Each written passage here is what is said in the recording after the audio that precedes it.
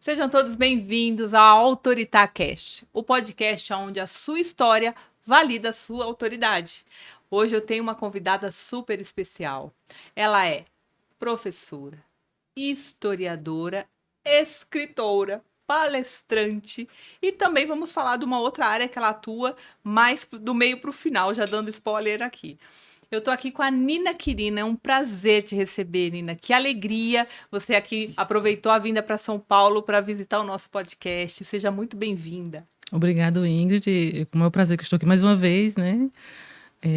Ah, é verdade, a Nina Isso, foi a primeira entrevistada do AutoritaCast, quando a gente lançou ele lá no nosso evento Autoridade Magnética, em isso. abril do ano passado, na Avenida Paulista. É verdade, Foi, Nina? foi uma das primeiras a ser entrevistada. Foi o primeiro E episódio. é uma honra estar aqui hoje para a gente bater um papo legal e falar aí sobre a história e outras áreas também afins, né? Falar de história, falar de vida, falar de Isso. imóveis. Olha eu dando spoiler. É. Bora lá. Nina, eu sempre faço o nosso podcast começando com essa pergunta. E eu gostaria de saber: a história foi a vida que fez um plano para você falar de história?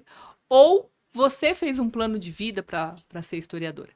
Ô, Ingrid, eu acho que as duas coisas juntas, né? Porque dentro do contexto que eu nasci, a região, para quem não sabe, eu sou da Paraíba, numa região do semiárido, então uma pessoa que nasce na região do semiárido já é um sobrevivente por natureza, e a minha própria história de vida já é uma história, né? Sim. E quando eu cheguei na época que eu concluí o ensino médio, eu tinha que escolher uma profissão. Eu fiz primeiro um vestibular para educação física, não tive êxito, né? E depois eu procurei, assim, como eu precisava trabalhar até para me sustentar, ajudar em casa também, uma série de fatores, eu procurei na minha região qual era a profissão que eu conseguiria estudar e trabalhar e ganhar algum dinheiro. Então, o que é que me restou? Professora. E um dos cursos assim, com maior vagas, na época que eu fiz vestibular, era História. Então, para mim, foi o útil ao agradável. E comecei, eu já gostava também, eu sempre gostei muito de ler. Inclusive, a leitura ela sempre fez parte da minha vida e mudou muito a maneira de pensar, meu comportamento e etc. E o início da história foi essa, foi mais uma questão de necessidade mesmo para poder ganhar algum dinheiro para sobrevivência e ajudar em casa também. Mas me fala uma coisa: você falou que veio do árido, semiárido Isso, ali, interior da Paraíba, é isso? isso. Nesse local, a gente falar de livros parece uma coisa distante. Mas não é, porque quem quer algo busca, né? Como E- como que você teve acesso? Qual foi seu Olha, primeiro acesso ao livro, à leitura? o meu avô, ele era uma pessoa alfabetizada, na época o pessoal chamava ginásio, né? Uhum. Que corresponde ao primeiro grau completo. Então ele tinha já alguns livros, e eu ainda, o meu avô, ele era mais velho do que a minha avó, então quando eu nasci eu já era idoso, então eu já convivi muito com ele, e ele, como tinha livros, ele me apresentou a leitura, ele lia, ele era um culto religioso, eu peguei um pouco desse conhecimento dele. E aquela história que o pessoal se vitimiza muito, culpa governo, etc. Da escola que eu estudava, apesar de ser uma escola pública, ela tinha uma biblioteca fantástica. Na minha época, se você fosse na biblioteca da minha escola, você encontrava todos os autores brasileiros, de Machado de Assis a Fernando Pessoa. E eu comecei também a pegar esses livros na escola, final de semana, em vez de eu ficar assistindo televisão, Globo, Xuxa, etc., eu pegava o livro, ficava na semana lendo. Lia, entregava, pegava outro, entendeu? Então, assim, comecei assim. A minha escola sempre teve, escola pública sempre teve biblioteca. As pessoas que não procuram. E comecei, né, enxergar outra visão de mundo Isso que através dos livros. é... E na época eu era criança também, eu lembro, a minha região nem energia elétrica tinha, para você ter ideia, como era tão atrasado. E como que vocês faziam, por exemplo, né? Que momento que você tirava para leitura? Porque a gente sabe que a vida assim tem a escola, então você tinha o tempo que você estudava. Imagino que você tinha lá também os seus cuidados da Uhum. casa, porque naquela época nós tínhamos, os filhos já tinham cada um a sua tarefa de ajudar em casa. Não sei se tinha, né? Você vai falar para mim. E que momento você conseguia dar aquela fugida para ler? E eu imagino o que você pensava ali, né? Porque realmente o livro ele dá esse contato com o mundo, Isso. com ideias que você ali no teu ambiente não convivia, enfim. Conta pra gente. como você sabe, quem se cria interior ou de família classe baixa também, a gente sempre tem que ajudar em casa. Então, assim, no determinado período da minha vida, eu estudava pela manhã, quando eu chegava, ajudava alguma tarefa em casa e tinha o resto da tarde livre. Então, esse período eu dividia atividades, né, que vinha da escola, e leitura. E o final de semana eu me dedicava realmente à literatura. Era sábado e domingo que eu me dedicava à literatura. Então, com muita gente que às vezes perdia tempo para ir para festas ou ficar em TV, eu ficava lendo. Eu preferi ficar em casa, lendo. E, assim, era uma época maravilhosa. Às vezes, quando tinha o pessoal lá em casa que assistia televisão, ligava um rádio, meu pai gosta de ligar o rádio no último volume, né? Eu ia para um local isolado, às vezes tinha uma árvore lá que eu gostava, sabe? Eu levava até um colchonete, colocava lá debaixo dessa árvore e ficava lendo. Então, assim, era muito prazeroso. E você ficou falando, eu imaginei a cena. Era paz, Ingrid. Isso é muito legal. E aí, com esse encantamento aí pela leitura, esse gostar de ler que você trouxe para sua vida, imagino que nesse momento de migrar para a história, que você já tinha chegado nessa parte, foi mais leve.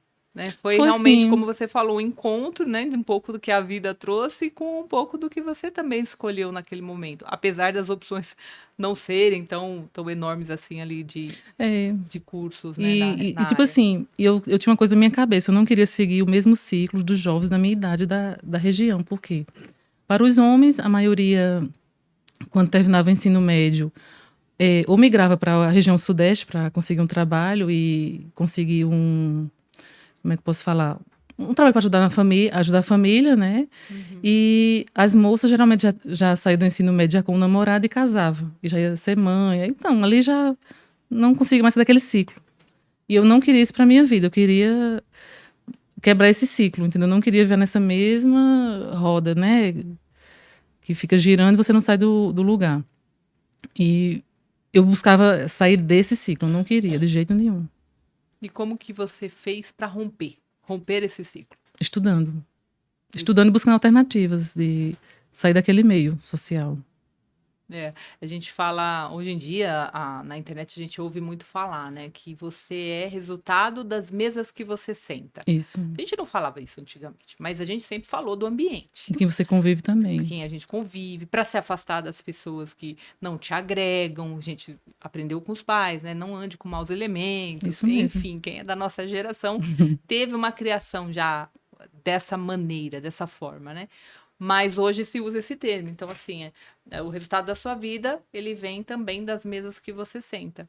Então, quando você fala, olha, eu escolhi também não estar em alguns ambientes, eu abri mão de alguns ambientes para estar em outros. Por exemplo, você com certeza abriu mão de passear ali com os amigos, com os colegas da tua idade, para estar embaixo de uma árvore lendo um livro. Isso mesmo. Só que isso te deu acesso a uma cultura e a um mundo que eles não tiveram por estar ali mesmo. Brincando, fazendo uma outra atividade. Não que seja errado, mas que a sua escolha, né, o que você vive hoje, foi fruto também das suas escolhas desde aquela época. E lecionando, aí você fez a faculdade. Na época era faculdade ou era ensino técnico? Era faculdade mesmo. Você ensinava ensino médio, fazia vestibular e era na sua cidade mesmo, João ou você Pessoa. teve que sair? Não, eu consegui morar em João Pessoa. Né? Então você deixou ali tipo a família, né? A casa dos eu deixei pais. A família. Assim, na minha trajetória eu sempre procurava assim, trabalhar e fazer alguma coisa para ganhar algum dinheiro. Né? Eu nunca fiquei assim, parada, esperando as coisas acontecerem, porque não cai do céu. Ou costumo dizer que a Nina é uma empreendedora nata. Ou você busca, ou você se mexe ou você vai ser engolido pela sociedade, pelo sistema, pelas pessoas mais inteligentes.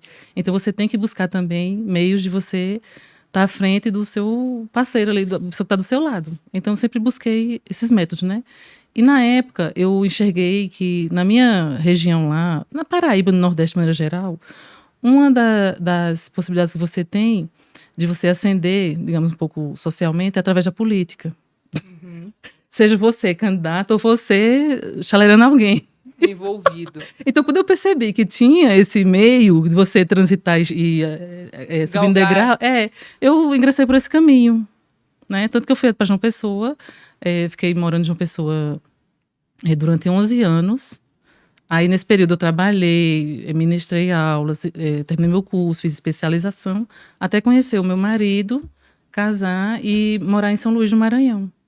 Mas ainda em João Pessoa, você lecionou. Sim, Como que porque foi essa carreira de professora? traumatizante. Ótimo. Porque a primeira coisa foi para a escola pública, né? Aí, então, assim, como você não tem experiência, você é estudante, então você vai para a periferia. Então, quando eu cheguei na periferia, que eu comecei a lidar com esses problemas sociais que existe, aí eu vi que eu tinha sido uma pessoa, assim, rica, entendeu? Até Privilegiada. então, me vitimizava e achava uma pessoa sem privilégio, sofrida. Mas quando eu vi a situação na periferia, das pessoas que eu passei ali a conviver, eu fiquei, assim, realmente agradecida a Deus, entendeu? Por ter tido a vida que eu tive. E, assim, foi bem traumatizante, porque você encontrou tipo de alunos com diversos problemas familiares. Você tem que saber transitar nesse meio para não se envolver nessas questões. E foi um momento que desenvolveu na minha pessoa também o sentimento de justiça social, né? Você começa a querer ser uma justiceira, que na verdade não é tão fácil. E até, né, aí eu comecei a ingressar em alguns projetos sociais também, lá em João Pessoa nesse período. Cheguei até a organizar, assim, com a universidade que eu fazia o curso, cooperativas para jovens, catadores de lixo, daquela região, né? Eu comecei a conviver. Mas, enfim, você vê que é muito difícil você mudar a mentalidade das pessoas. Porque as pessoas, eles querem uma ajuda, quando essa ajuda vem, eles não seguram e correm atrás. Eles ficam realmente esperando pra você colocar na boca. Dependendo Aí eu da. também me desiludi, né? E vi, ó, não é isso que eu quero também não, esse caminho. Aí comecei já a sair um pouco desse foco e comecei a focar mais no meu curso, concluir e realmente depois fazer concurso público para poder realmente ter Carreira, uma carreira. algo. Eu queria fazer mestrado, queria lecionar na universidade. Os meus projetos eram esses, né? Tanto que eu fiz vários concursos. Quando eu cheguei a ser aprovada em um, foi justamente quando eu conheci o meu marido. Aí, quer dizer, a vida já mudou todo o meu destino, né? Olha aí, a vida É, escolhendo de novo. isso mesmo. Mas você também escolheu. Isso, Escolheu aceitá-lo como seu marido. E aí você foi para São Luís. isso. Aí eu saí de João Pessoa e fui morar em São Luís. Em São Luís você empreendeu, como que ou Isso. você seguiu dando aulas? Não, São Luís eu casei com meu marido, né, ele já tinha negócios próprios e comecei a trabalhar com ele. E aí a gente começou a empreender no agro. Ele já tinha propriedade que ele tinha comprado para os pais dele. E começamos a investir no agro. Assim, foi uma época muito bacana, aprendi muito. Ele já tinha passado por diversas fases da vida também, então aprendi muito com ele. Isso já me deu norte e fez com que eu já fosse errando menos, né?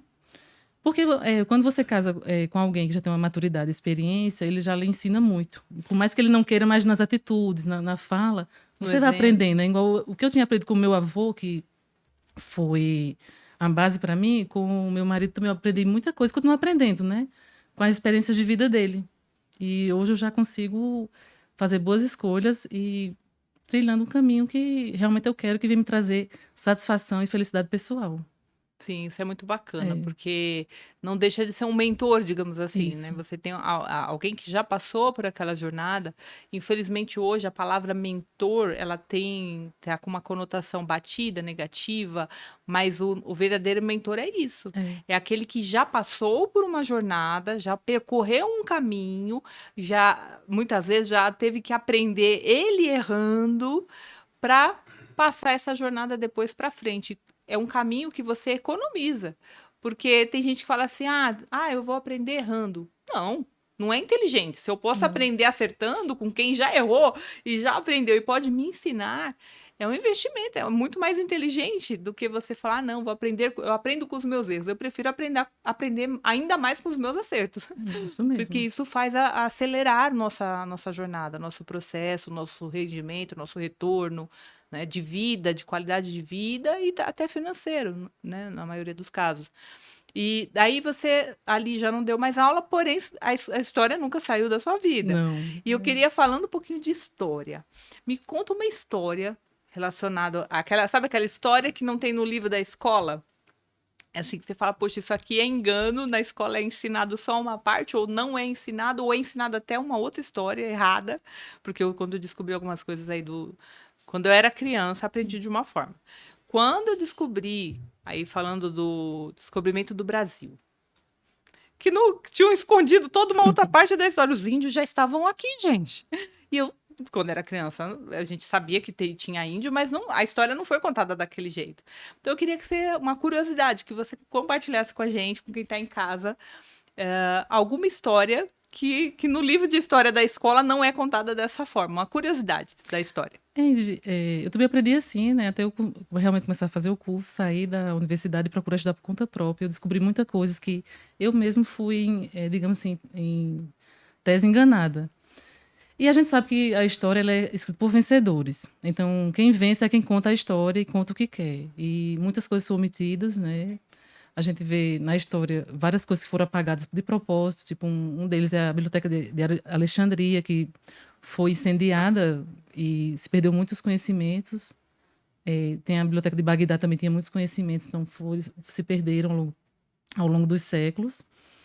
E com relação ao Brasil, a nossa história, ela foi totalmente apagada, né? É como se o Brasil não existisse, o território do Brasil não existisse até 1500 e começou a existir após 1500, com a chegada dos portugueses europeus.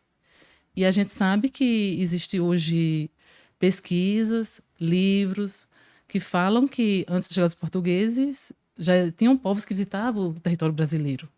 E isso não está na nossa grade curricular, Não tá. né? Então isso foi uma maneira que foi retirada com algum interesse, não sei Desculpa. qual. E também não me interessa, né, defender essa pauta aqui. Mas assim, existe hoje pesquisas que falam que existiam cidades na Amazônia que, na verdade, uma das maiores obras dos indígenas foi plantar a floresta amazônica. Como existia floresta, aconteceu dessa população desaparecerem, né? Como aconteceu com os maias, que desapareceram misteriosamente. Ninguém sabe por que desapareceram. Então, teve povos aqui no território brasileiro também que, supostamente, viviam aqui no território e desapareceram. E nessas cidades, veio os povos indígenas e começaram a habitar e provavelmente foram semeando as plantas e hoje está aí a floresta amazônica, que encobriu todo esse legado arqueológico que existe. Existe até um grupo de pesquisa que faz muita pesquisa com relação à cidade perdida na Amazônia, o grupo Dáquilas. Dáquilas Pesquisa. Quem tiver um pouco de curiosidade pode buscar no YouTube aí o canal e vai encontrar várias informações. Pode falar, pode Com falar. relação também a vestígio de povos que estiveram aqui no Brasil, também existe possibilidades, né? Historiadores que defendem essa tese e não é aceita pela academia científica.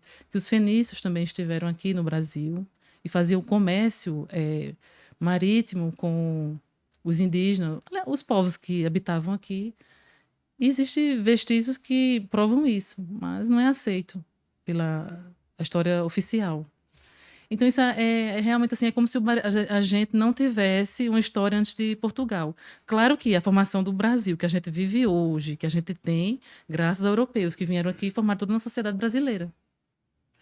Mas então, na verdade, ninguém tem o acesso a essa história real. É que muita coisa foi banida, né? Tanto que o idioma, até a independência do Brasil, não existia um idioma oficial do Brasil. Se falava o tupi-guarani. E em alguns locais o português e alguns outros idiomas de imigrantes, né? Que o Brasil ele foi praticamente constituído por imigração. Sim.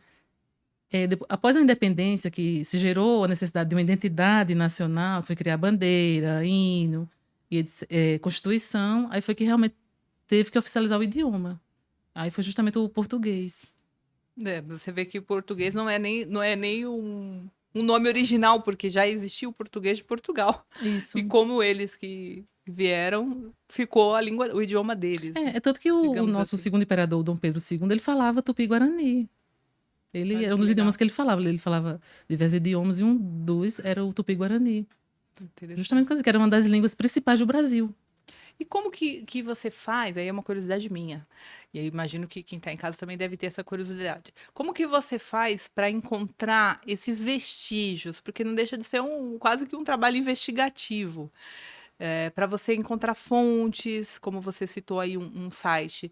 Como que você faz a sua pesquisa para entender, para de repente descobrir essas histórias, essas coisas que foram ocultas? Qual o teu método? Olha, primeiro é você sair da bolha, né? Você tem que estar sempre saindo da bolha. Você sair da rede social, televisão e buscar realmente outras formas de conhecimento. Hoje, com a internet, O que não falta aí é canais de YouTube, instituições que ministram cursos online. Então, você tem que buscar realmente. Eu faço isso, eu busco pessoas que pensam fora da caixa e o que é que eles estão ensinando ali. Então, muitas vezes eu compro cursos online, assisto aulas. Quando eu vejo que o cara ali está inventando, eu não compro mais nenhum curso, entendeu? Porque isso também tem que tomar muito Tem cuidado muitas assim, coisas, o pessoal inventa para engajamento hoje nas redes sociais. com o fake da É, internet, né? Infelizmente, os gurus da internet, isso. gente, às vezes que tem até muita audiência, mas que não teve estudo, não teve vivência, é isso que eu falo que é um dos maiores diferenciais de quem é autoridade de verdade. São pessoas que estudaram, tiveram uma jornada, trabalharam com aquilo que hoje ensinam. É completamente diferente de eu assistir um curso, um vídeo, e amanhã eu estar falando na internet ensinando sobre aquilo, né? E que tem hoje em Tem dia muita gente. muita gente, infelizmente. E aí entra no que a gente comentou sobre a palavra mentoria, cursos online, acabou comprometendo a qualidade dos muitos autores e criadores de conteúdo bons que realmente viveram, realmente estudaram, tem jornada, tem faculdade, pós-graduação, mestrado, enfim, que são Isso. validados. E você também buscar outras referências bibliográficas em outros idiomas também, né? A própria Bíblia, ela tem muitas referências que se você for estudar direitinho, você consegue puxar um pouco da história, Sim, entendeu? Então, assim, as pessoas têm que buscar realmente conhecimento, você procurar livros em inglês, em francês, em outros idiomas que deixam vestígio que às vezes tem uma coisa às vezes, que está registrado no idioma, digamos, da França, mas aqui no Brasil foi ocultado, entendeu? Mas naquela época eles falavam daquilo aqui no Brasil. Às vezes, e vice-versa. Então você tem sim. que buscar também outras fontes, não é ficar só no beabá, que é ensinado numa universidade ou numa escola. É, Porque você sabe que o governo, não tomando partido, mas eles têm interesse em formar um perfil de população, de sim, acordo com a doutrina que quer ser implantada ali. sim, para manter até o poder. Isso, porque você sabe que as elites, eles vivem, aliás, sobrevivem há séculos, e tem famílias que, até no Brasil mesmo, que hoje manda, desde 1500 até hoje. Por quê? Porque eles mantêm o controle através do conhecimento. Sim. E é uma realidade que precisa ser alterada, precisa ser É. mudada, mas precisamos de E pessoas corajosas. falando sobre isso, é um pouco dessa história que eu conto aqui nesse livro, né? Eu já ia falar disso, É, porque a gente falou de fontes de fatos, né? Fontes confiáveis de fatos que ocorreram, mas as pessoas não têm acesso. E esse seu livro vem de contra a isso, né, Nina? Eu queria que você falasse um pouco dele, essa história que muita gente não conhece. é porque hoje a gente vê muitos movimentos sociais como taxados com grupos políticos, mas a gente não sabe que tudo que a gente usufrui hoje de certos conforto, liberdade, etc., alguém pagou com a vida ou teve um preço para chegar naquele contexto, né? Sim, Então, esse livro que eu escrevi é a minha monografia de final de curso, de graduação. E, na época, como eu estava muito envolvida em movimentos sociais, então eu não tinha nunca ouvido falar esse movimento que ocorreu na Paraíba, na década de 50, e eu vim descobrir quando eu entrei na faculdade, que foi o movimento das Ligas Camponesas. Porque a gente sabe que toda a colonização do Brasil começou no Nordeste. E depois, quando a cana-de-açúcar, com a expulsão dos holandeses, declínio do comércio do açúcar internacional, entrou em crise o sistema canavieiro do Nordeste. E até concorrência também por outras nações ter plantado a cana-de-açúcar em outros locais, tipo as Antilhas. Então, o Brasil começou a ter concorrente no comércio internacional. E Portugal precisava de outras fontes de renda para poder manter a colônia viva, o Brasil, e enriquecer Portugal, né? Então, foi quando transferiu-se o eixo Nordeste para o Sudeste, com o descobrimento do ouro em Minas Gerais. E, de certa maneira, o Nordeste ficou esquecido. E com esse esquecimento, se formou uma elite muito pequena, porém muito poderosa e forte, agrária no Nordeste. Então, todo o problema social que o Nordeste hoje enfrenta, ainda no século XXI, vem desse período. teve essas raízes. Porque pouca gente com muito poder, com muitas terras, dominando o mercado de trabalho, então subjugava quem não tinha isso. E esse movimento aqui é justamente isso aí. Os camponeses, pessoas que trabalhavam na terra, não tinham propriedade própria. Aumentou muito quando teve a libertação dos escravos, que eles foram libertos e nunca receberam um pedaço de terra na indenização. passaram a morar de favor em propriedades rurais, trabalhando às vezes só pelo pedacinho de terra para poder plantar o alimento para subsistência e algum salário que ele nunca recebia, porque o dono da propriedade já montava o comércio lá. E o que acontecia? Nessa venda, o camponês ia comprar um quilo de feijão, um exemplo, o feijão custava R$ 10. Quando ele ia pagar, vamos dizer que era 20. Então, todo o salário que ele ia receber ficava lá com o pagamento, às vezes, até ele ficava devendo. Então, uma pessoa, um senhor chamado João Pedro Teixeira, da cidade de Sapé, ele migrou de Sapé para ir trabalhar em Recife, em uma pedreira, e começou a ter conhecimento lá do sindicato dos pedreiros, o pessoal que trabalhava nas pedreiras. E ele trabalhou lá um período, não deu certo, voltou para Sapé e voltou com essa ideia de montar o sindicato dos agricultores, para poder já reivindicar melhorias. E ele buscou lá apoio, conseguiu montar esse sindicato em Sapé, que até então foi conhecido como Ligas Camponesas de Sapé, porque eram os camponeses que começaram a se organizar, e teve uma adesão muito, muito grande. Também. Foi um movimento que assustou, sabe, os latifundiários da Paraíba. E nesse inteirinho, o João Pedro III foi assassinado, aí a mulher dele assumiu o comando das ligas. Então tem toda uma história. E como tudo no Brasil se transforma em polarização política, né, o movimento depois foi taxado como um movimento comunista, que não deixou também de ter interferência também do sistema comunista da época, que a gente estava vendo na Guerra Fria. Então ele passou a ser visto como uma ameaça. E após o golpe militar de 64, todos os líderes do movimento foram perseguidos, alguns presos, outros abandonaram. E eu conto toda essa história aqui nesse livro. Eu quero... Me dá ele aqui. Me dá ele aqui que eu quero mostrar. É uma história muito longa, Ingrid, mas assim, bem interessante, sabe? Você vê que... Ó, tá aqui. Entre a enxada e o sangue. A Nina deu um grande spoiler já, mas é para todo mundo. Tô mostrando para a câmera errada, gente. É aqui, eu tô mostrando para dela. Aqui. Entre a enxada e o sangue.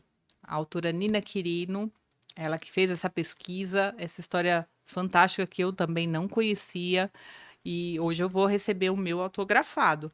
Nina, quem quiser acessar, quem quiser comprar esse livro, onde que ele está disponível? No site da editora Autografia e também tem na Amazon.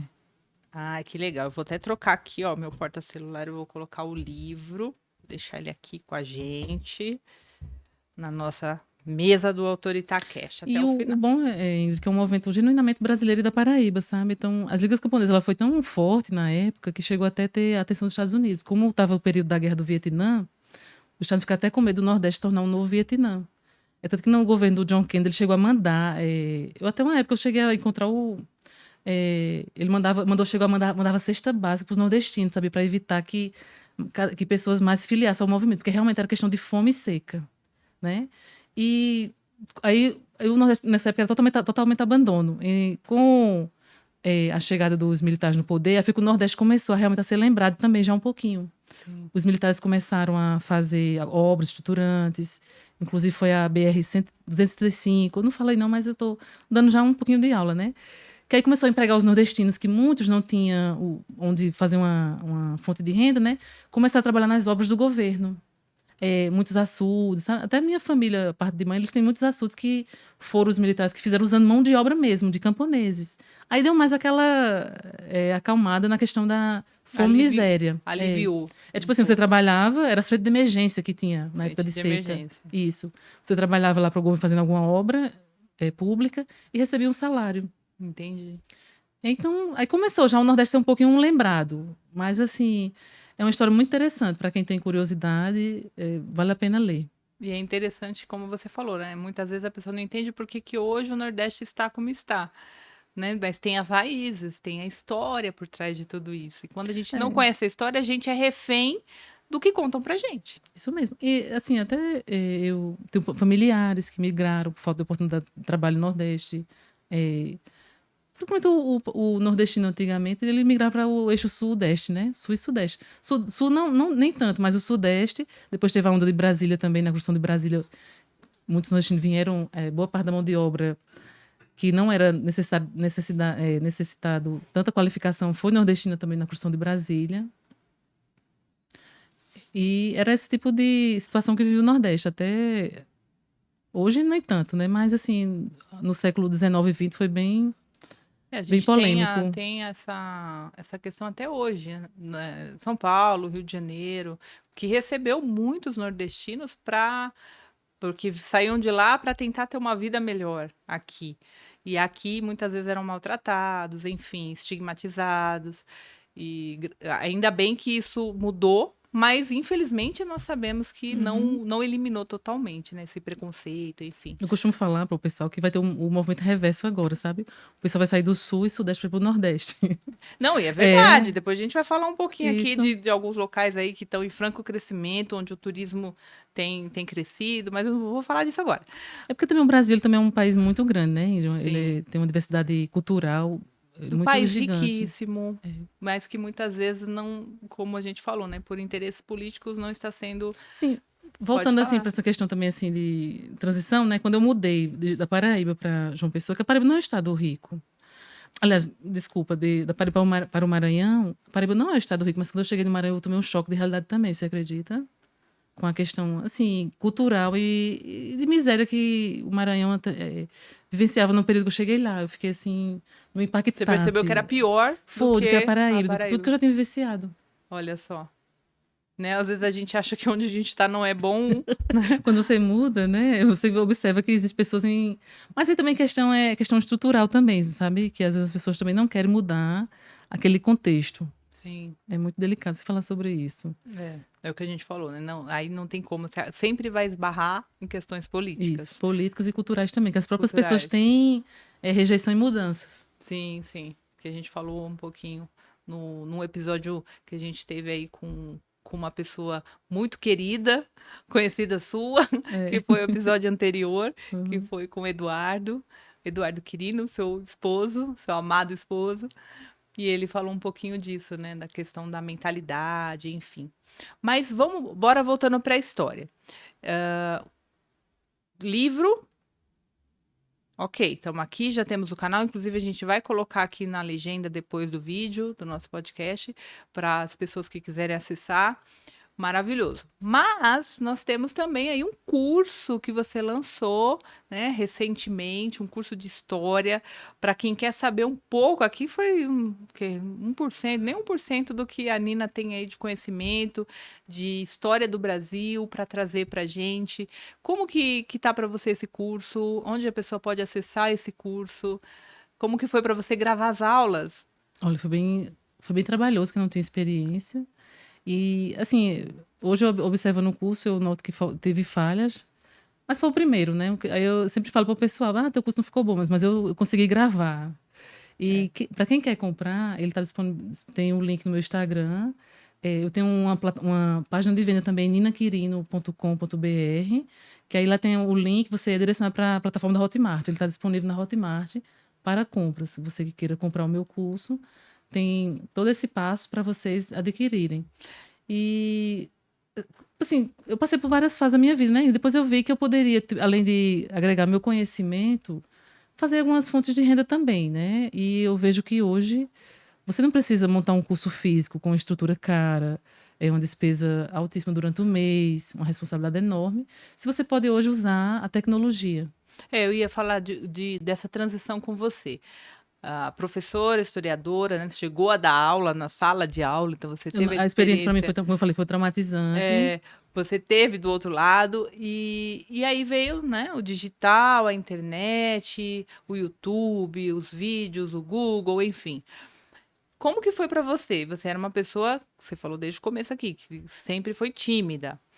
Encarar o digital, encarar essa nova realidade do lado de cada câmera, agora eu vou pro lado de lá. Como que foi para você? Que atitudes você tomou para sair desse lugar, né? Para conseguir romper a timidez, conseguir chegar a gravar um curso para o digital? Olha, foi questão assim que, após pandemia, eu notei que o mundo mudou. E você precisa acompanhar as mudanças. Porque senão você fica ultrapassado e você não acompanha mais o ritmo. Então eu disse, agora é minha hora de virar de chaves. Então, até então eu tinha montado um negócio que meu marido tinha montado lá na propriedade, tinha um laticínio. Uhum. E com a pandemia, eu enxerguei que a responsabilidade era enorme. Você já tem uma fábrica, já é uma responsabilidade muito grande, né? Além de toda a burocracia que você enfrenta para poder manter ela operando regularmente, tudo certinho.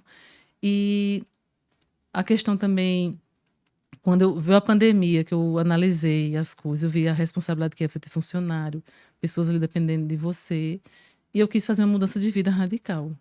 Eu não queria mais ter aquela responsabilidade. E foi daí que eu conversei com meu marido, ele concordou, a gente fez toda a transição para encerrar o negócio que até então estava operando. E após essa, essa mudança, eu fiquei um pouco assim ociosa. Eu não gosto de ficar ociosa, eu fico inquieta. Não, você É. não tem perfil para ficar quieta. Eu comecei a inventar, isso que é que eu vou inventar da minha vida agora, meu Deus. Aí, primeira coisa, que durante a pandemia, para ocupar minha mente em casa, não ficar só pensando em problemas e vendo o povo morrendo na televisão e aquela confusão toda, né? Eu comecei a fazer um curso de corretagem de imóveis, que eu disse, pronto, eu posso ganhar uma renda aqui, sem precisar muita dor de cabeça, estrutura. Aí foi justamente quando começou aquela onda do online, tudo fazer curso online. Eu peguei, consegui fazer esse curso online em casa durante 6 meses e já vi que eu também tinha que começar eu mesmo já a organizar meus cursos online para poder também já ter outras ocupações e até negócios também. Então foi com essa transição, só que eu tinha uma barreira. Como é que eu vou começar a gravar algo se eu não tenho conhecimento técnico? Não sabia gravar nada. E eu fiquei naquela. Em um determinado dia, eu recebi um criativo de uma propaganda De quem será, hein? de uma pessoa que era que é mentora, inclusive foi da Ingrid, né? Na minha página do Instagram. E eu preenchi lá o Formulário. formulário e fiquei, até esqueci, que você às vezes preenche uma coisa, a pessoa liga pra você, você nem lembra mais se você fez, né? Eu acho que uns 2, 3 meses depois eu recebi o retorno. Aí era o seu esposo, né, Ingrid, me ligando pra A conversar equipe comigo. comercial. Pra conversar comigo, que eu tinha preenchido, eu nem Meu lembrava. sócio barra marido. Eu nem lembrava que eu tinha preenchido esse criativo. Aí ele conversou comigo, viu que eu estava ocupada e marcou outro horário. Eu conversei, ele me apresentou todo o seu trabalho. Aí eu fiquei naquela, faço ou não faço? Aí eu defini, não, se eu quero aprender a ir para as redes sociais, eu tenho que fazer alguma coisa para mim poder pegar pelo menos o básico. Aí foi quando eu conheci você e fechamos a mentoria. Aí foi daí que começou a dar uma virada, né? Eu consegui desbloquear, Destravou. destravei, aí comecei a organizar minhas redes sociais, aí comecei a gravar e tô agora trilhando o caminho. O que que você, assim, você percebeu que foi a maior diferença, né? Que a mentoria te ajudou, do ponto que você chegou para o ponto que você está hoje, já escritora de livro. Palestrou no palco do nosso evento, na Autoridade Magnética. Os vídeos. Eu printei, lembra? Quando ela entrou, eu fiz um onboarding dela e printei o Instagram. Não tinha um vídeo, não tinha, acho que não tinha nem foto da Não, Nina, era tudo logomarca. era. Qual a diferença? Para você, qual foi a diferença, né? Quem era a Nina do ponto A, do dia que entrou na mentoria, para a Nina de hoje? Ah, anos luzes, né? E o que que eu aprendi, assim, com toda quebrando a cara, né? Meu marido sempre fala, você nunca deve inventar a roda.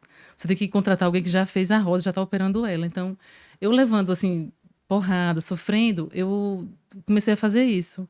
Se eu quero entrar no digital, eu tenho que procurar alguém para me ensinar. Por que é que eu vou inventar, levar anos para poder ter resultado se eu posso antecipar com conhecimento certo? Aí foi isso que eu fiz. E nesse período que 1 ano que a gente está na mentoria, né, Indy? Eu saí, acho, praticamente de 1.000 seguidores para quase 10 mil, né? Na minha Sim, sim. página. Para você ver como já Em tá. um dos canais. Isso. Então, assim, você já vê que existe a maneira certa para você fazer as coisas. Quando você não sabe, aí você fica quebrando cabeça. E nessa fase aí por exemplo, para esses saltos, né? Porque primeiro foi o desbloqueio do gravar o vídeo, mas depois veio o palco, veio imprensa, veio podcast, Isso. para chegar no livro. Nessas etapas, o que que te ajudou? Sendo assim, por que que você escolheu a nossa mentoria e não uma outra? Porque eu simpatizei com o seu jeito discreto, de realmente mostrar o que realmente sabe e que conhece, não inventar moda. Que eu já tinha até, acho que, já tinha feito até outra mentoria. Paguei, mas não gostei da pessoa. Porque eu queria inventar, tipo assim, sabe aquela coisa que você quer inventar? Não vou levar você para a Lua, que você sabe que você não vai chegar na Lua, porque não existe nenhuma ferramenta que leve você até a Lua. Então, assim, você começa a enxergar o perfil do profissional. E eu me senti segura com você. E quais foram os resultados para você, assim, no teu jeito, porque você estava bloqueada para falar em público, para gravar um vídeo. O que que você fala assim, poxa, valeu a pena? Valeu, e eu farei tudo de novo. Mas o que que faz você falar que valeu a pena? Ainda que observando, né, meu histórico, que em um ano eu não conseguia gravar nada. E hoje eu consigo fazer uma entrevista ao vivo, né, diante de você. E desbloqueei também muitos projetos que eu tinha na gaveta. Esse livro eu já estava isso há mais de 15 anos para conseguir publicar. E nunca, assim, tinha aquele propósito realmente de publicar.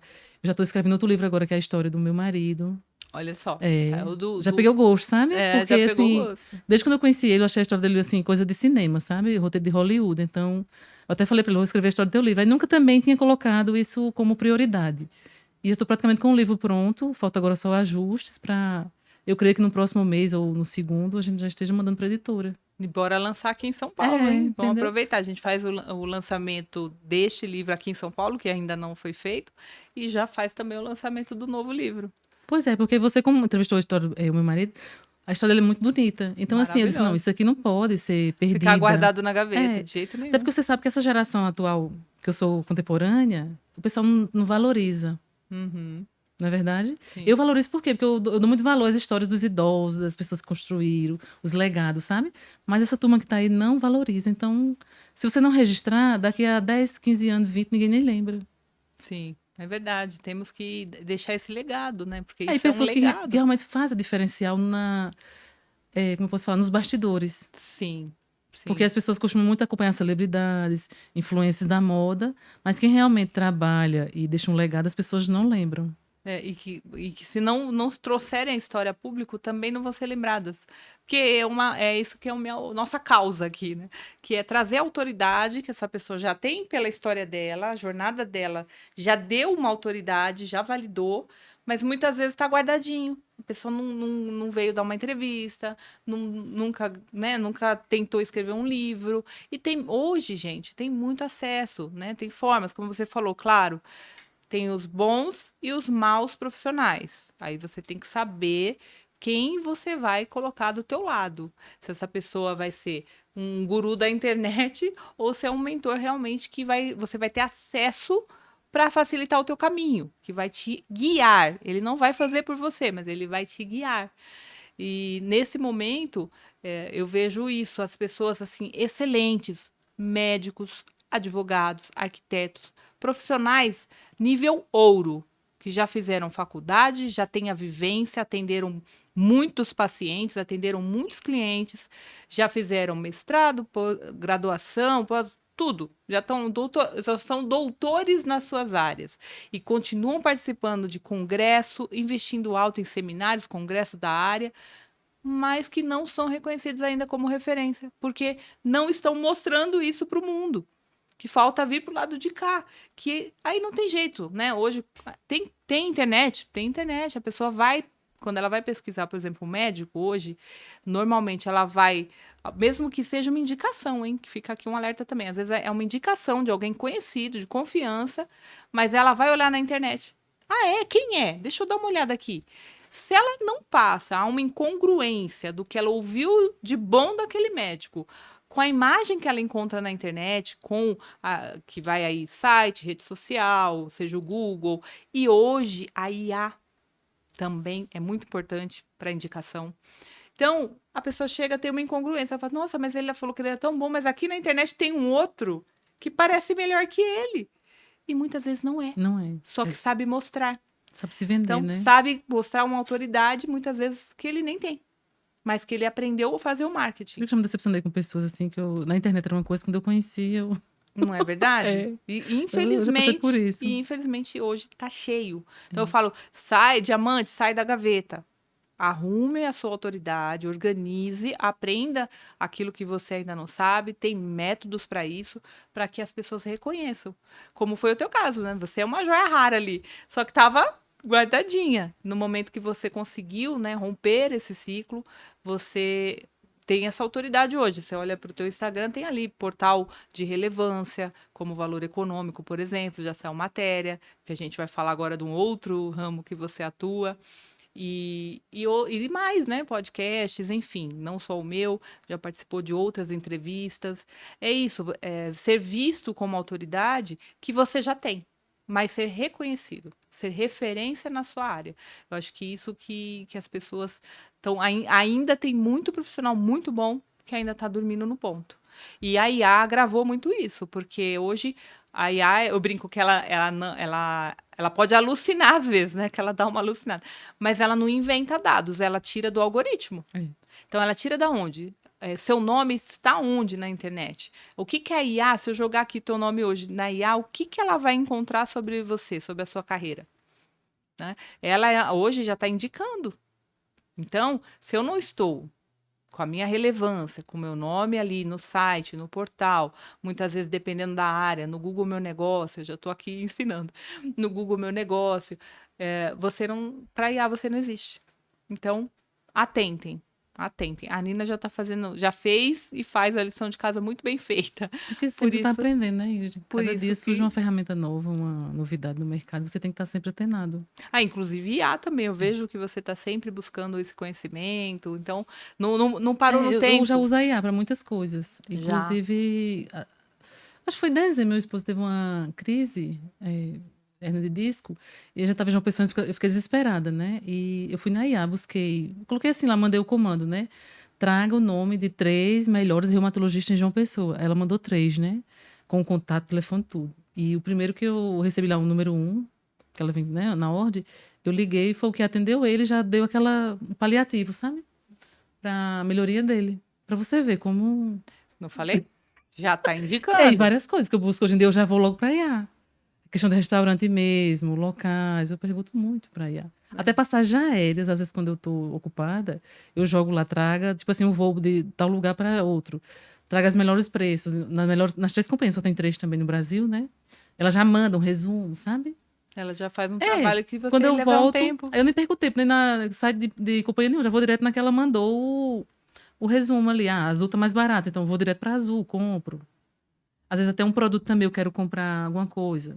Eu já mando para IA qual produto está com o melhor preço no mercado. Aí ela já manda os sites que você liste 4 ou 5, para não ficar aquela também uma pesquisa muito Sim. longa. Então assim, você tem que usar a IA para hoje ela faz parte já do meu cotidiano. Ou seja, não dá para ignorar. Pelo contrário, você tem que existir para a IA também. Isso, até em medicina, você acredita que um dia, desculpa, tive uma alergia na axila. Aí eu fiz a depilação, cheguei em casa, ficou vermelho. Aí eu disse, meu Deus, e agora? Aí, sabe o que eu fiz? Eu tirei uma foto. Meu marido ele tem muita pomada em casa. Aí, eu disse, qual que eu Aham. uso aqui? Aí eu tirei uma foto das minhas axilas, mandei pra IA, perguntei, o que você acha que pode ser esse problema na minha pele e qual medicamento eu posso usar? Aí ela analisou tudinho, foi uma alergia lá à cera e já indicou a pomada pra mim usar no momento. Eu tinha ela em casa. Resolveu. Foi, resolvi. Tá vendo? Gente, não façam isso em casa. Não, não faço isso não, assim, foi uma coisa assim que eu fiz pra poder aliviar É, o meu momento tem, de coceira, assim, aquela agonia, sabe? quando é uma situação, né, de saúde, procure sempre um médico. Mas era um paliativo também. Não, e eu testando também, porque eu gosto de testar ela, Sim, sabe? isso é muito bom. Eu Isso. faço muitos testes, a gente briga muito, porque às vezes eu mando um conhecimento, ela diz que não existe, assim, mas você... Porque, na verdade, ela usa as bases que ela já tem. É o que eu Google, falei. Ela vai onde existe. Então, isso. as fontes, por exemplo, trabalhos de monografias que já foram, né, a faculdade Publicadas, publicou no site, na internet, que já tem ali sim. à disposição. Tudo que está ali, alguém já escreveu sobre aquilo. Então, ela puxa uma informação. E às vezes ela alucina, que nem a gente É, brincou, às vezes ela se perde. enlouquece. Já aconteceu comigo, por exemplo, de fazer pesquisa, e quando eu pedi, e aí saiu um resultado muito legal. Quando eu pedi a fonte, da onde você tirou esse dado, porque eu queria usar aquele dado. E jornalista, a gente tem que ter a fonte tem que ser confiável. Aí não tinha fonte. Ela não conseguiu Você não utiliza, achar. eu também eu não confio muito Aí não, eu não sempre utiliza. olho. Então ela não conseguiu me dar a profundidade que eu precisava para aquele tema. Enfim, isso é importante também. Cuidado, tem que ter fonte. Não dá para usar, né? Se você quer usar uma informação na tua publicação, no teu Instagram ou no YouTube, enfim, a fonte que você busca, ela tem que ser real. Então, se a IA, você faz uma pesquisa na IA, não confie só nisso. Busque a fonte, peça para ela te dar a fonte. Se ela não te der, com links, né? Se ela não te der uma fonte, um link clicável, e já aconteceu também de eu clicar no link e o link não ser o assunto que ela tinha me trazido ali. Então, aprendam. Usem a IA com parcimônia, né? Com sabedoria. E a própria a IA também, você já cria até depois as segundas IAs, né? Que são seus Sim, assistentes. Eu já sim. tenho, sabe? Os Eu uso muito ela também para o agentes. mercado imobiliário. Vamos falar dele É, agora. tipo assim, você tem uma propriedade ali, você quer saber o valor dela. Aí você pede para ela fazer uma avaliação daquele imóvel com as características todinha. E aí você depois e faça um comparativo com esse imóvel, com os sites X, aí você compara com os apps, LX, chave na mão. Então, assim, você já manda já uns comandos também que ela compara. Isso é fantástico. Esses dias É. até viralizou aí uma notícia de uma pessoa que usou a IA para ver o valor do imóvel dele e para, inclusive, entender como que ele ia fazer a venda do imóvel. Então, assim, para quem trabalha com imóveis, é muito importante você estar lá na internet, porque você mesma pode ter no teu blog algo ensinando a pessoa, porque aí a IA vai buscar lá e ele vai te encontrar. E você ajuda ele no imóvel. Uhum. Agora já estamos falando de mercado imobiliário, que é um mercado aí que você atua como corretora de imóveis, que você comentou lá no comecinho do podcast. Eu falei, não vamos dar spoiler agora, vamos falar mais para frente. Como que tá esse mercado para você, Nina? O mercado ali de João Pessoa, porque eu te stalkeei e vi que saiu uma matéria sua no Valor Econômico falando da alta em João Pessoa. Como que tá essa questão dos imóveis? Olha, João Pessoa, a questão imobiliária está aquecidíssima. E a gente. é, Muita gente migrando para João Pessoa. Pessoas que, da localidade mesmo. Está tendo a migração interna, Uhum. certo? Que é, tipo assim, pessoas que moram nos estados vizinhos e até na própria cidade ou cidades próximas de João Pessoa. Estão buscando comprar uma segunda moradia, que é digamos assim, a segunda casa. Então escolhe João Pessoa, até porque você utiliza no período de veraneio e após o período de veraneio você aluga, né, rentabiliza também. João Pessoa está muito com esse propósito também de comercialização de imóveis para rentabilizar. E também tá, como eu falei no início do nossa Pode falar. entrevista, né, nosso podcast, nossa fala, tá tendo o movimento reverso agora. As pessoas que estão morando no eixo sudeste estão migrando para o nordeste, estão se aposentando, estão voltando para o nordeste. Mas olha que interessante, não é só quem está se aposentando, olha que interessante. Eu tenho um conhecido que é empresário, né? Sempre trabalhou aqui em São Paulo, cresceu, prosperou muito em São Paulo, que esses dias atrás estava falando que vai embora para João Pessoa, que já está vendo imóvel lá, porque ele quer morar lá com a Isso. família. E João Pessoa, a Paraíba, de uma maneira geral, ela teve grandes investimentos públicos que melhoraram a infraestrutura, a qualidade de vida também da população. João Pessoa também teve sorte com os gestores dos últimos 10, 15 anos, que também organizaram a cidade. João Pessoa, do Brasil, ela é a única cidade que tem um plano diretor, onde Olha você só. não pode, na primeira faixa da praia, construir imóveis acima de 4 andares. Aí vem a escadinha 4, 5, 6, e aí você vai poder construir. Para Eles não quiseram o quê? tampar a Proteger o vista. sombreamento da praia. Então, João Pessoa, 4 horas, 5, você ainda tem um sol na praia. Então, Uhum. ela tem essa vantagem com esse plano diretor. Teve até muitas questões lá, políticas e judiciais também, que eles queriam quebrar essa lei, mas não conseguiram. E é uma cidade ainda segura. Ela está num eixo muito próximo de Recife e Natal. São duas capitais próximas. Recife, hoje a gente tem um aeroporto internacional que tem voo para a Europa e para os Estados Unidos. Tinha um voo da Azul, não sei se ainda está operando. Natal também tem voo para a Europa. Então, assim, uma pessoa que mora hoje em São Paulo ou Rio, ele vai morar em João Pessoa, ele tem acesso a um voo internacional, caso ele queira fazer uma viagem. Então, ela tem essa vantagem também. Pela proximidade a grandes centros. Principalmente Recife, né? Que Recife é uma grande cidade do Nordeste que tem uma medicina já boa também, tem várias opções para quem deseja algo que não que não encontra em João Pessoa. E também, João Pessoa ela teve também o atrativo, que foi o quê? O valor do imóvel. que até então estava bem acessível, agora já está começando a subir um pouco, pela questão da especulação também, que o mercado tem essa desvantagem, né? Sim. Quando algo é muito procurado, ele já aumenta de preço. É. A lei da E oferta e da procura. isso. Então, estamos montando imobiliário de uma pessoa para justamente trabalhar com o mercado imobiliário. Vamos trabalhar, a princípio, com venda de imóveis. Estamos também, a médio prazo, organizando para trabalhar com locação por temporada também, fazer infraestrutura para oferecer um serviço diferenciado do que tem hoje no mercado lá, que eu tenho até algumas críticas a fazer, mas não entra no meu mérito. E João Pessoa tem bons bairros, boas praias urbanas, que ainda não, que tem infraestrutura, segurança.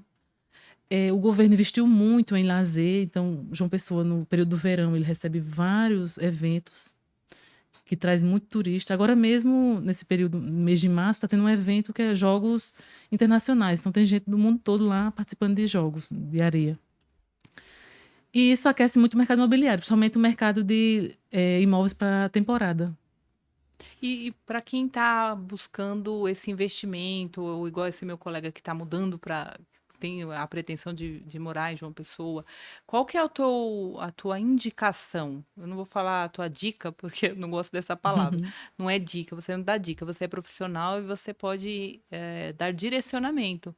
Qual o direcionamento que você acha que é mais importante para quem busca hoje um imóvel, não só em João Pessoa, né? Isso vai servir para qualquer lugar. Para evitar riscos, qual é o seu direcionamento? Olha, quem deseja migrar, ele tem que se organizar. Ele sabe que é uma mudança de vida, né, de cultura, de cidade e outros fatores. Então, primeira coisa, você quer comprar um imóvel de uma pessoa, tem que saber quanto você está disponível a investir. Porque aí existem vários bairros com vários valores de imóveis. Então, se, no caso, a gente da imobiliária, a gente sabe o valor que a pessoa quer disponibilizar para compra, a gente vai procurar um imóvel com aquele perfil.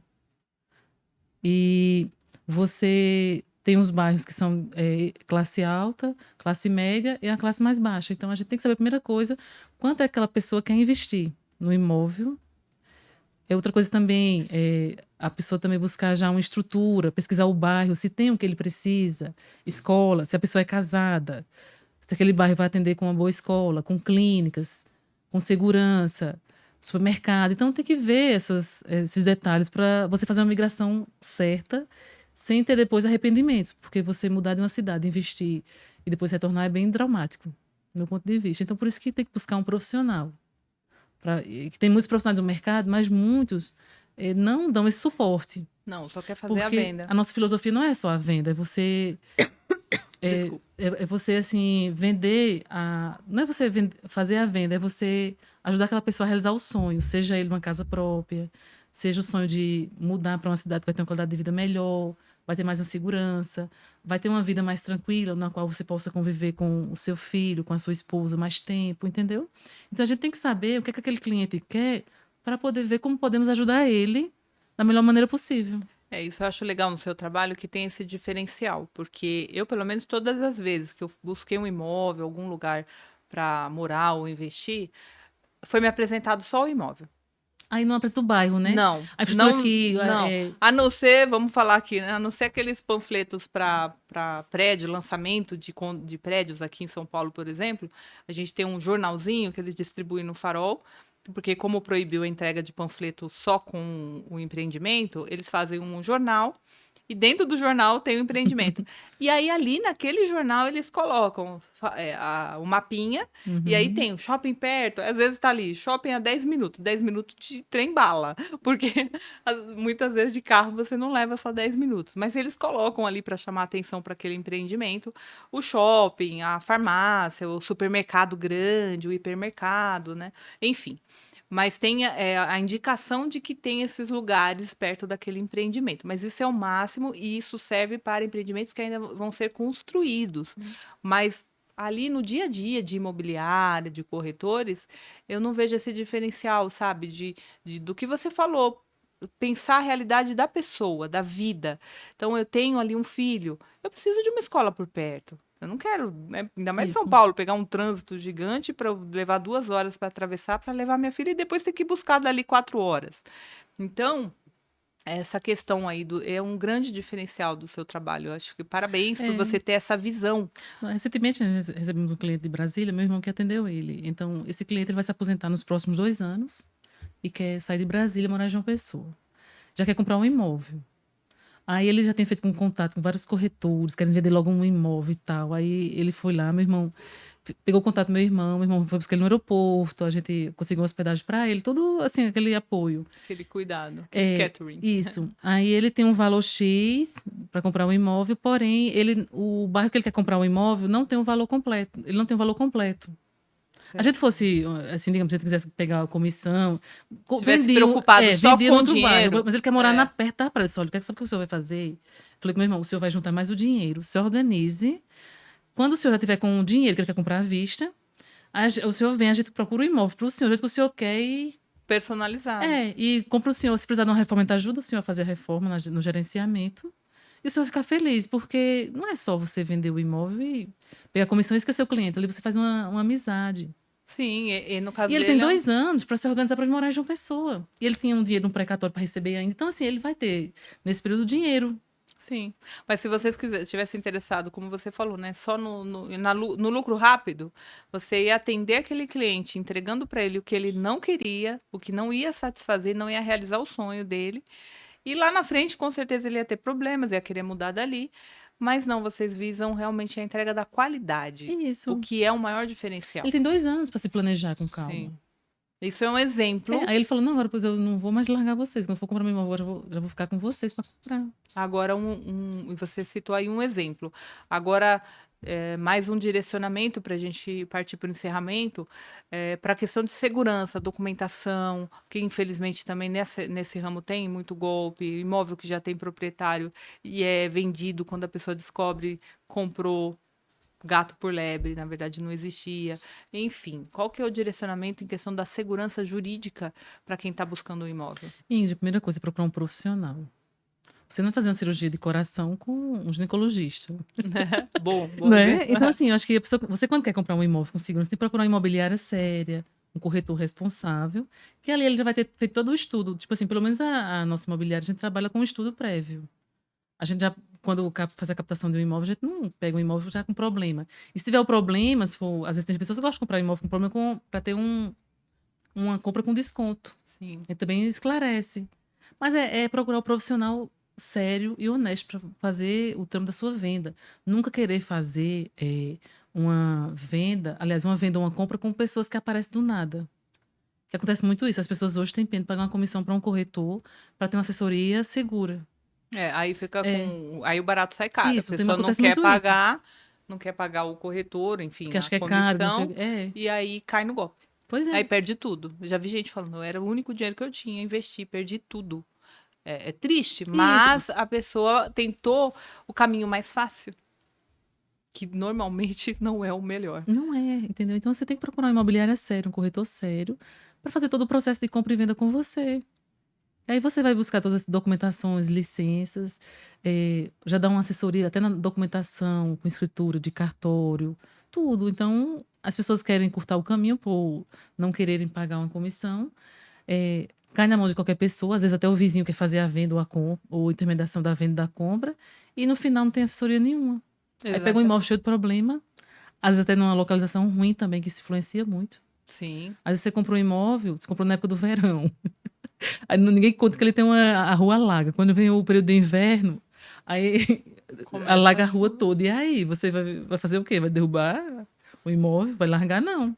Então, você tem um profissional sério, você consegue mapear isso aí. E também, você também vai comprar um imóvel, você não confiou 100% no seu corretor, vá numa vizinhança, procura saber como é aquele bairro, como é a rua, entendeu? Procure informações paralelas para poder você ter a segurança de que você está fazendo um bom investimento. Para depois não ter dor de cabeça. Porque as nossas cidades brasileiras têm muito problema com alagamento, né, Índia? Isso que eu ia falar. Por exemplo, o que você citou do alagamento, é uma coisa que o vizinho saberia dizer. Isso. Né? Agora, se você vai lá, visita o imóvel, pega o carro e vai embora, você não vai saber esses detalhes da região. Tipo assim, que vai comprar um apartamento no prédio, vê se o condomínio não tem dívida, sabe? Sim. Se os moradores são unidos, porque quando você mora num prédio que todo mundo é unido, ali as coisas funcionam melhor. se tem alguém ali que é problemático. Então, assim, você faça essa pesquisa.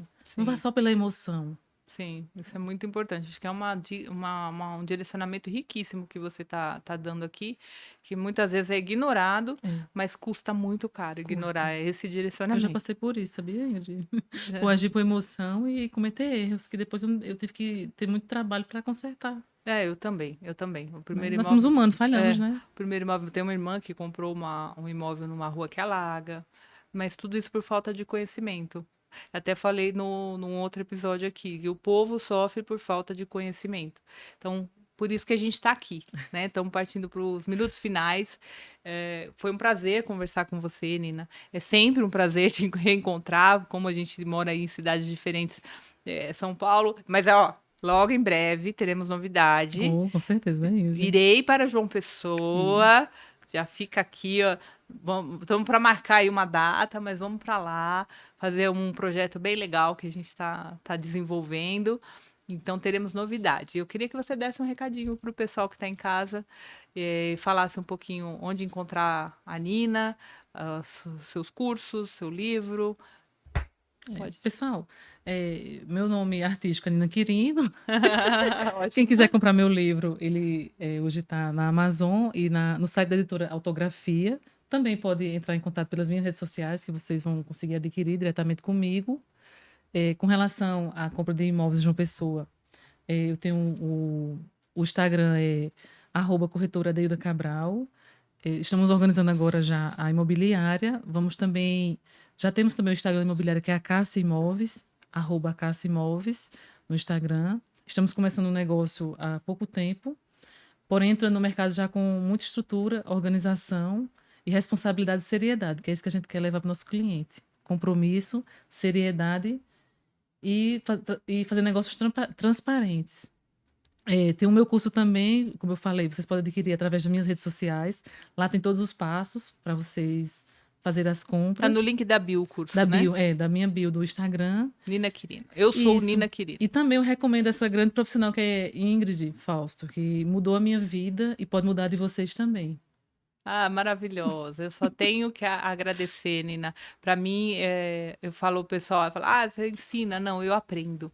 Cada vez que eu mentoro, né, que eu conheço pessoas incríveis como você, a gente cresce juntas. A gente fala que vira não é uma mentoria só, né? Vira uma amizade para a vida É, mesmo. A gente está aqui, a gente almoçou juntas já, a gente vai sair para jantar. Esse acesso eu acho que é tão importante. Hoje, com o digital, a coisa ficou meio desumana, mas aqui tem humano, tem gente que gosta de gente, que ama estar com gente, né? Tanto eu quanto você, e é uma amizade para a vida. isso mesmo, Ingrid. Uma alegria te Obrigada pela encontrar. oportunidade. Gente, compra o livro, compra o livro. Tchau, tchau. Até o próximo episódio do nosso AutoritáCast.